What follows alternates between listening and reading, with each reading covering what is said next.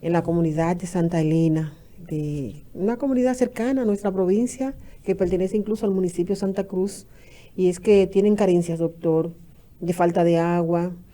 Ellos desean que se conecte la carretera que los une con el distrito municipal de La Guásara. Han hecho muchos esfuerzos y han puesto de conocimiento de las Pero la autoridades. Guasara pega por aquí atrás Sí, conecta. con Santa Elena. Así es. No sabía. Conecta con Santa Elena. En la carretera para llegar hacia esa comunidad se puede transitar bien, aunque no está asfaltada. Está acondicionada, pero no asfaltada. La gente, y yo recuerdo que mi abuelo paterno, que tenía sus propiedades allá, y las vacaciones, en vez de irnos a Estados Unidos, doctor, en mi niñez escolares, como no teníamos las condiciones, íbamos a la loma, como le llamábamos, y a pasar las vacaciones escolares. Allí, el doctor Joaquín Balaguer entregó parcelas y mejoras habitacionales a la gente. La forma de abastecerse de agua era a través de un aljibe, en una construcción que se hacía cuadrada. Cuando llovía se llenaba de agua. ¿Ya no existen los aljibes? Sí, existen los aljibes, pero estamos en otra época. Lo que existe es poco el café. Esa Sí. fue el Porque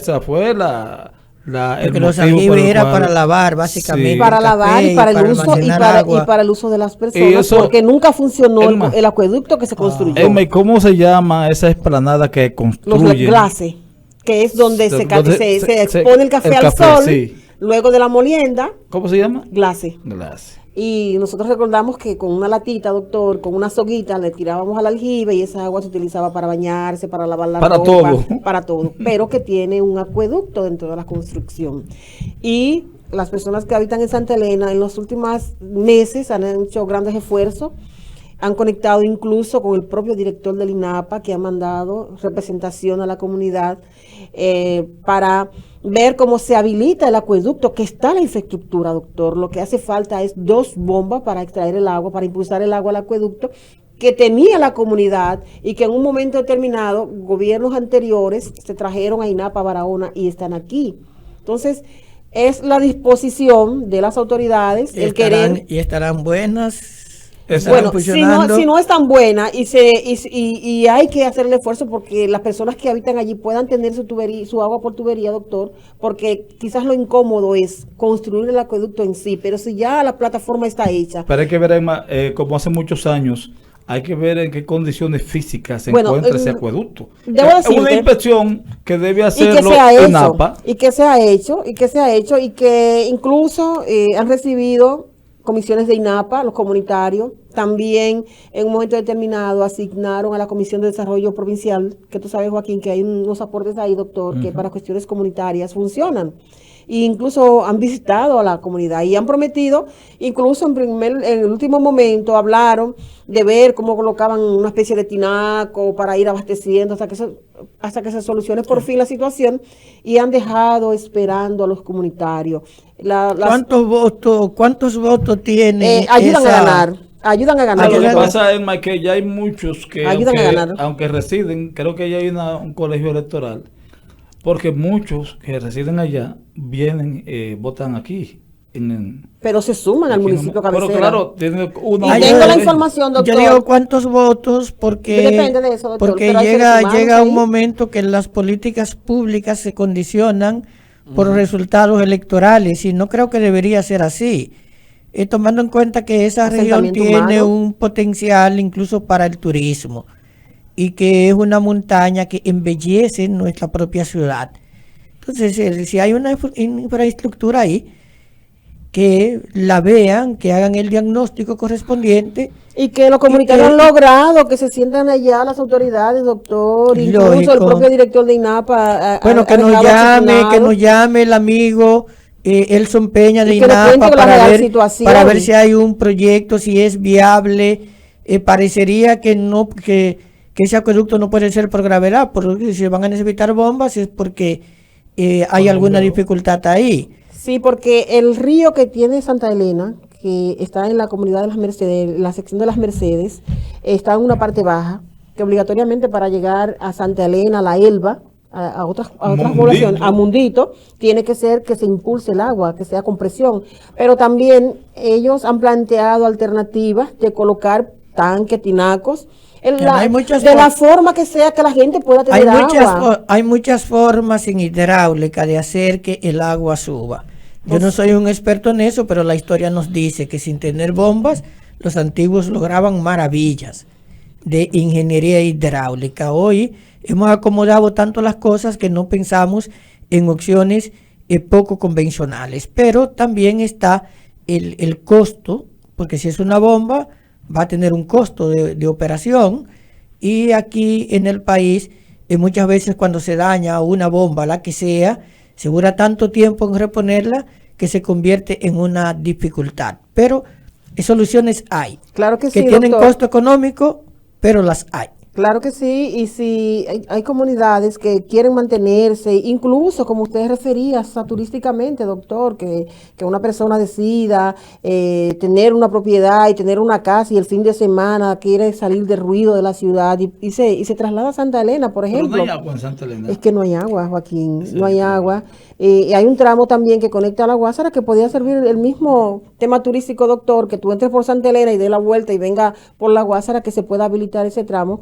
Tengo la información de que recientemente el señor alcalde dio una vueltecita por Santa Elena. Él vio que la cantidad de habitantes que hay, él vio que está viva la comunidad y que hay cosas que se pueden hacer. Incluso la información que manejo es que incluso él prometió construir algunas aceras en algunos lugares que están ahí. Ahí tenemos escuela en Santa Elena, tenemos cuartel policial, tenemos UNAP y gente que quiere Y permanecer. tenemos una vía de acceso. Así que es, y una zona muy productiva, doctor, muy productiva, y de la forma que sea, agrícola y turísticamente, le podemos sacar la provincia de Barahona, el municipio de Barahona, y tenemos votos ahí.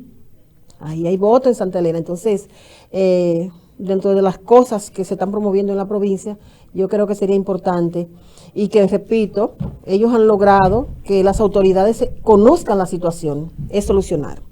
Bueno, interesante. Ojalá que tengamos una solución definitiva a la cuestión del agua en esa laboriosa y productiva comunidad de Santa Elena. Yo pregunté si había agua, pero no agua, sino si hay río en Santa Elena. Claro, en las Mercedes. Sí, hay un río, pero la profundidad del río es lo que dificulta que el agua llegue a la comunidad, por eso lo de las bombas, porque no es así como en otras zonas que por gravedad el acueducto no tiene mayores por ejemplo, el de la dificultades. Guásara, doctor, la inclinación que tiene el río Palomino, que abastece, es diferente, porque que sé muy bien de lo que estoy hablando, porque conozco Santa Elena, en las Mercedes, en la parte baja de las Mercedes, que incluso se ha habilitado un balneario, por si la gente desea pasar un momento agradable, puede también, Yo he ido. y la temperatura que tenemos en Santa Elena, disfrutar de eso. Y más ahora, y la oye, facilidad que el doctor Balaguer en ese momento, doctor, de colocarle al lado de su parcela una casa al Balaguer agricultor. estuvo como en eso que hizo ahí. Balaguer como que estuvo adelantado a la época, pero muchas personas lo que hicieron con esas viviendas fue que las vendieron, porque la producción de café mermó considerablemente debido a las plagas. Pero que se levantó ahora con el muchos proyecto predios, agroforestal. pero muchos predios fueron vendidos y ocupados incluso por nacionales haitianos. Sí, realmente la política de Joaquín Balaguer ligada al campesinado tuvo una estructura normativa con la ley de reforma agraria y tuvo estructuras operativas en lo que respecta a la construcción de caminos vecinales, de acceso a las propiedades, de infraestructura habitacional. Tú encuentras por ahí casas con 3 habitaciones. Así es. Y techadas de bloc y de hormigón armado, y tienes también estructuras sanitarias. Así es. O sea, estamos hablando Y de energía eléctrica, doctor. Sí, de que cuando mucha gente en la ciudad te tenía una letrina, Balaguer te construye en Guayuyal, en Santa Elena, en otros puntos que no voy a hacer referencia, pero que los ciudadanos conocen, que todavía están ahí, estructuras sanitarias y habitaciones con espacio. La idea de tener habitaciones con espacio era porque estas casas eran unidades familiares y la familia iba a crecer, se iba a reproducir. Nuestro problema estuvo en que no se planificó adecuadamente la continuidad de las nuevas generaciones en lo que eran en los campos dominicanos. El campesino dominicano se preparó no para tener hijos que fueran campesinos, que fueran labriegos, que manejaran la tierra, sino para tener licenciados, porque conjuntamente con la reforma agraria, el país desarrolló la reforma educativa. Entonces, para un campesino, la finca, que significaba tener un médico, o tener un ingeniero, o tener un abogado, era más productivo que tener 60 tareas de tierra, o 30 tareas de tierra que le daba la reforma agraria. Con la muerte de los padres y de las madres, entonces esa misma tierra se dividía en pequeñas porciones y pasábamos al minifundio, y ya la unidad no era suficiente para mantener la familia. Y otro punto fue el de la plaga de la broca del café, que el campesino dominicano no encontró a tiempo lo que era una variedad sustituta que le permitiera continuar con la actividad cafetalera y que ésta le fuera rentable. El cultivo tradicional producía muy poco por tarea, pero tenía buen mercado, y el campesino se había acostumbrado a los vaivenes del café y le era rentable. Resulta que el campesino no logró tampoco hacer reciclaje y pasar a otra actividad, salvo en algunas comunidades como en Paraíso, por ejemplo, que muchos campesinos pasaron del café al aguacate. Muchas de las fincas, incluyendo fincas no de la reforma agraria, sino de propietarios privados, y muchas de esas fincas, como dice Joaquín, fueron abandonadas y fueron ocupadas por haitianos. Es más, que hay haitianos que han comprado terrenos en muchos puntos del país y del sur también, porque los propietarios originales preferían no seguirlo cultivando. Entonces nosotros sí, la reforma educativa nos ha dado muchos licenciados, tenemos muchos profesionales que se distanciaron de la tradición de sus padres campesinos. El gran problema con la cantidad enorme de licenciados es que para ellos ahora no tenemos fuentes de empleo y que entonces hay muchos licenciados que ahora en esta etapa están volviendo a ver la actividad agrícola.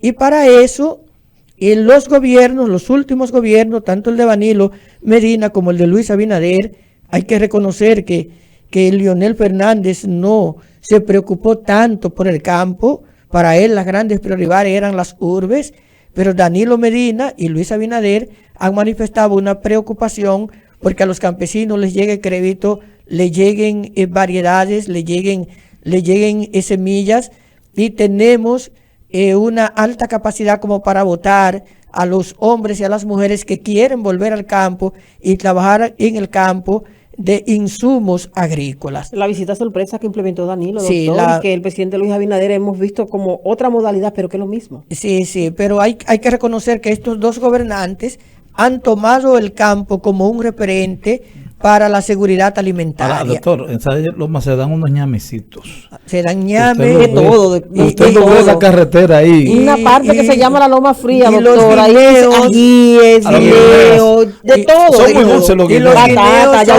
Los guineos son más dulces porque el guineo del campo, por alguna razón climatológica, ambiental, el guineo de loma es más duro cuando está verde, para salcocharlo, pero es más dulce y suave cuando está maduro. Sí.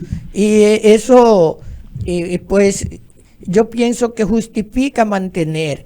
De hecho, hay muchísimas variedades de ñames y de guineos y de yautías que se nos han ido perdiendo, y de batatas también, por la falta de tradición del dominicano con respecto a la continuidad de las labores de los mayores. Doctor, ¿y por qué el guineo de Río, que se da por aquí, por la cuenca, es más caro que el que se da en la loma? Porque es más suave comérselo con bacalao y con huevo, es duro, y con arenque. Es bueno. Sí. La contextura, doctor, y hasta el color es diferente. Ahora, recuerda que hay un guineo que se llama Johnson, que mató a un hombre aquí en Barahona. El único hombre en el país que murió de una hartura de guineo Johnson fue un barahonero que hizo una apuesta.